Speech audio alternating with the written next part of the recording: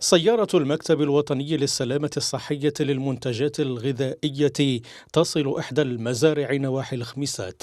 الزيارة هنا تأتي في إطار البرنامج الوطني لمراقبة المنتوجات الفلاحية، برنامج يهم جميع مراحل الإنتاج انطلاقا من الحقول مرورا بأسواق الجملة، الأسواق الكبرى، المحلات التجارية ومحطات التلفيف الموجهة نحو السوق الوطنية، وكذلك الموجهة نحو التصدير. والنموذج هنا مثلا من إحدى المزارع الخاصة بالبطيخ الأحمر.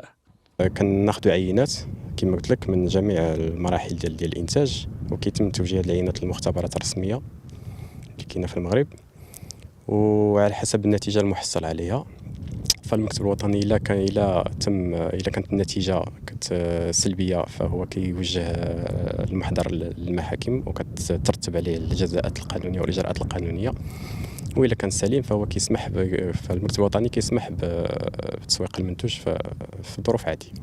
كنشكر هاد الناس ديال الأونصار اللي جاو لعندي وعطاوني معلومات هادي شحال، وعطاوني واحد المعلومات واحد الورقه باش نمشي الا كانت شي حاجه خاصه، كانت شي دواء، كانت شي معلومات غادي نستشر معاهم غادي ناخذها نمشي نعيط لهم. البرنامج الوطني يمتد على طول السنة، تتم من خلاله مراقبة مجموعة من المعايير المرتبطة بالسلامة الصحية للمنتوجات الزراعية، ومن أهمها بقايا المبيدات. ويهدف المكتب الوطني للسلامة الصحية للمنتوجات الغذائية إلى تكثيف المراقبة السنوية من أجل ضمان الصحة وسلامة المواد الغذائية.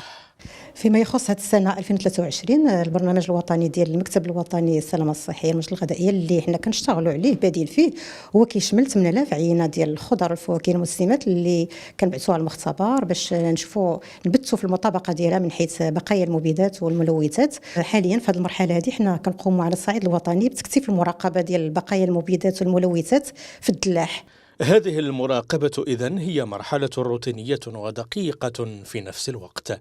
خطر المبيدات والملوثات بجميع أشكالها على صحة الإنسان يبقى كبيرا، والتدخل الحازم لردع المخالفين يبقى من أولويات هذا العمل اليومي، كما أنه يساهم في تعزيز الوعي لدى الفلاحين والبحث عما يمكن أن يدفعهم لتحقيق الأفضل في ظل موسم فلاحي صعب لا يحتمل مزيدا من الخسائر بسبب مخالفات ترتبط بجودة وسلامة المواد الزراعية بمختلف أشكالها.